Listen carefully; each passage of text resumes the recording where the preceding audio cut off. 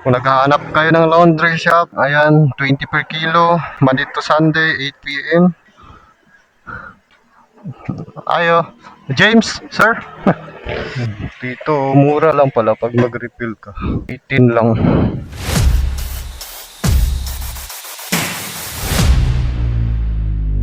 Hi guys, welcome back sa ating channel. Ngayon ay ilalagay natin to sa ating helmet para sa ating camera para sa ating pag-motovlog.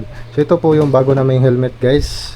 Ayan po yung sa asawa ko. Ito sa akin, XL lang size, tapos sa asawa ko large. So binili namin to para meron na kaming couple helmet para sa future namin na pag pupunta sa mga lugar na tourist spot, para na rin sa aming pagbablog. At para na rin safety ang asawa ko. Kaya nagdesisyon kami bumili nito para na rin sa safety namin sa aming pagdadrive. Kasi yung helmet ng asawa ko guys is yung ano lang, yung hindi matibay. Ito pang ano na lang to, pang daily na lang to. Pag umalis ako sa bahay, dito lang sa Dipolog, sa malapit lang. Pero pag biyahe, ito na yung gagamitin natin pang biyahe guys.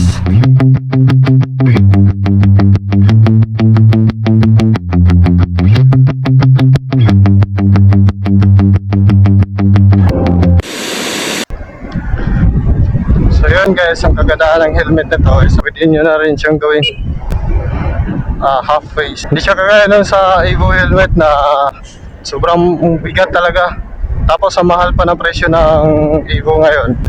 Lalo na dito sa Aripolo, may nagbibinta dito shop, ang mahal 6,000 or 5,000, pero ito nasa ano lang to, 2 plus.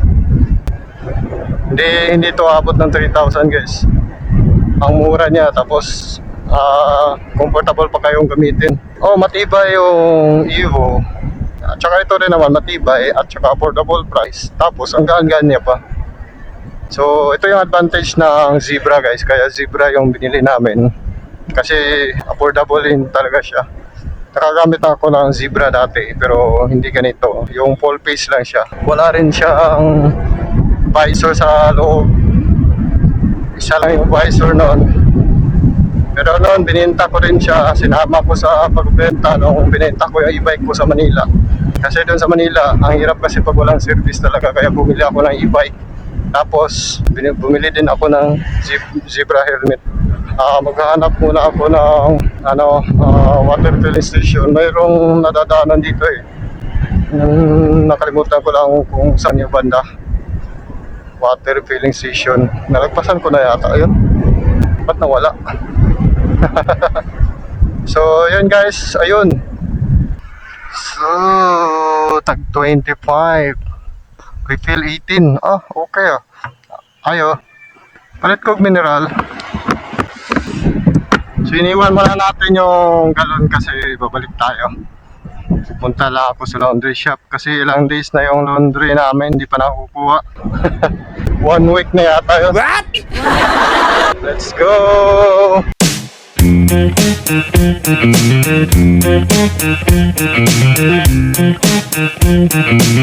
So itong foam din ito guys sa loob is nawawash din siya. Pwede nyo tanggalin para laban. So ngayon dahil sa camera natin medyo bumigat yung harap kasi mabigat itong camera natin itong DJI Action 5 Pro. Meron ng Action 6 kaso mahal-mahal din ang Action 6, 30,000.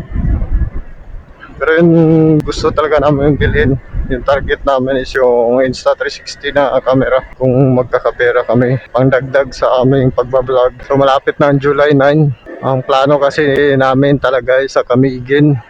Pero nagdadalawang isip pa kami kasi gusto rin namin pumunta sa Cebu kasi may pupuntahan din kami doon. So tignan natin, magpo-post na lang kami sa FB kung saan talaga kami pupunta sa araw na yon para malaman natin. Kasi ngayon mahirap pa mag-decide kung saan ba talaga kami pupunta. Kasi birthday kasi yun ng asawa ko. So dati kasi noong 2025 birthday ng asawa ko, pumunta kami sa Davao City.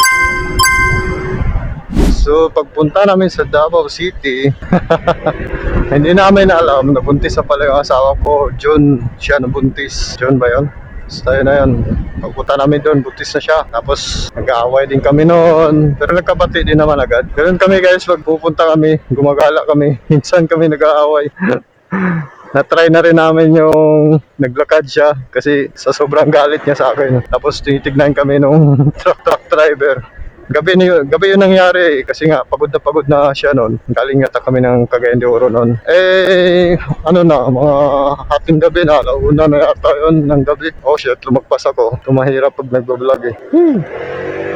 Lumagpas ako. Ano ba yan? Shit, walang ilaw yung brake niya. Walang hiya.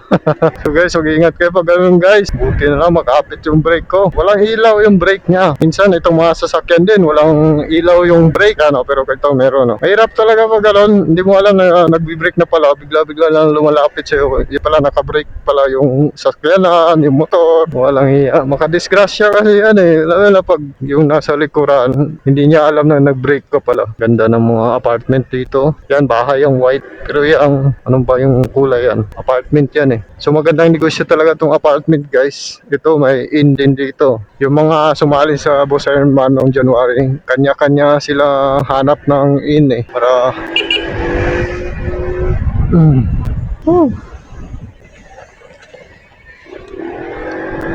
Lapit na tayo. Medyo makulimlim guys. Sana hindi tayo buta ng ulan. Oops, medyo sira na yung kalsada dito. So ayan, mas prefer kong bilhin nyo ang zebra helmet. Hindi ako endorser ng zebra guys ha. Sana makita niya to, makita na may-ari to na pinopromote ko ang helmet na zebra. Kahit walang sponsor, kahit walang bayad. So nandito na tayo sa RM Laundry Shop. Yun guys, ang RM Laundry Shop guys. Oh, kung naghahanap kayo ng laundry shop, ayan, 20 per kilo, Monday to Sunday, 8 p.m. Ayo, James, sir. Dugay kinakuan. Walay time. Uy, ambak man.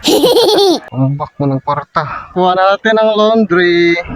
Almost 1 week din natin to iniwan sa laundry shop. What? Tagal din bago nakuha. Ito, mahal yung apartment na yan, 14,000 monthly. Oh my God. Diyan kami nakatira dati. Diyan kami umumpa dati. Maganda yung laundry doon kasi 20 per kilo lang. Hindi kagaya doon sa iba na ang mahal-mahal ng laundry nila. Iba kasi 30, 35.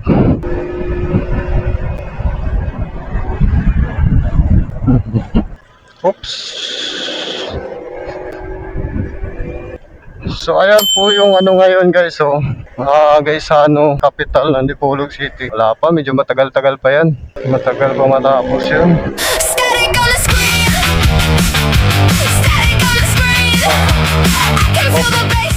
Ang lupit ng gulong ng bike nyo.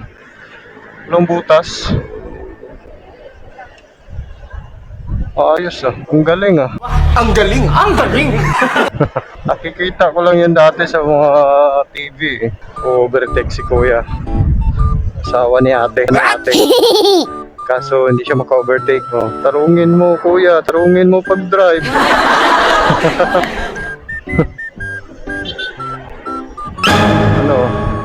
Overtake siya. Ayun, naka-overtake din. DPWH. Parang yata yung karga nila, yung spalto yata to. Asfalto. Yung kulay itim na na drum. Saan kaya to sila? May sirang kalsada doon sa sa ayusin nila. Doon sa Ulingan, may kalsada doon na kailangan ayusin. Let's go! Ayun ang problema, nagmamadali ka pero may nakaharang. Hindi ka makatakbo na mabilis. Ito, sniper. Yeah, may popcorn. Oops.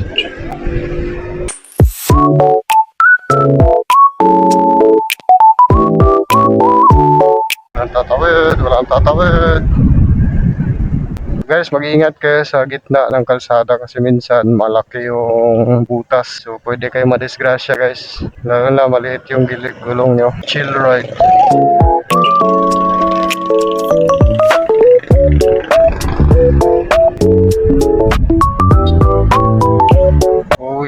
Holy. Oops, cruising guys. Saan nyo magbusina? Minsan nakakalimutan ko din dun. Cruising pala yun. Dito, mura lang pala pag mag-refill ka. 18 lang. Guys, nananawagan po ako sa mga nakapanood ng video na to na mag-subscribe po kayo para mabigyan natin ng 1,000 si Sir Obit Gorgoles o Roberto Gorgoles. Siya po ay isang bulag, 40 years old, nakatira sa Polanco at siya po ay araw-araw na nanlilimos sa Dipolog City. Nakakaawa po kasi siya kasi hindi na siya makakakita, hindi na siya makakapagtrabaho. Yung asawa niya bulag din, tapos may 3 anak, 9 years old ang pinakapanganay.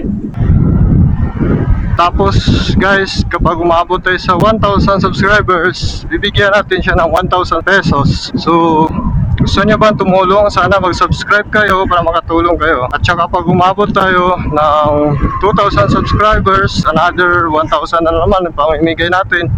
Hanggang sa umabot tayo ng 1 million subscribers. So, ibig sabihin, 1 million na pamimigay natin, di ba? Kung naka 1 million subscribers tayo in total. So, ganun po ang aming gagawin. Gusto po namin sumikat, pero sa paraan na yung tumutulong kami, yung makilala kami ng mga tao bilang Good Samaritan, or ang content namin is yung tumutulong sa kapwa. So, hanggang dito lang tayo guys. Maraming salamat po sa panonood nyo. God bless po sa mga tutulong at sa mga nag-subscribe. Huwag na po kayo magdalawang isip na mag-subscribe kung hindi pa kayo nakapag-subscribe. Kasi malaking tulong po yan para sa mga PWDs na ating tutulungan. Marami pa tayong tutulungan in the future. Sana suportahan nyo kami sa aming layunin. Hanggang dito na lang po tayo. God bless. Thank you so much for subscribing guys. Malaking tulong po yan. Bye-bye.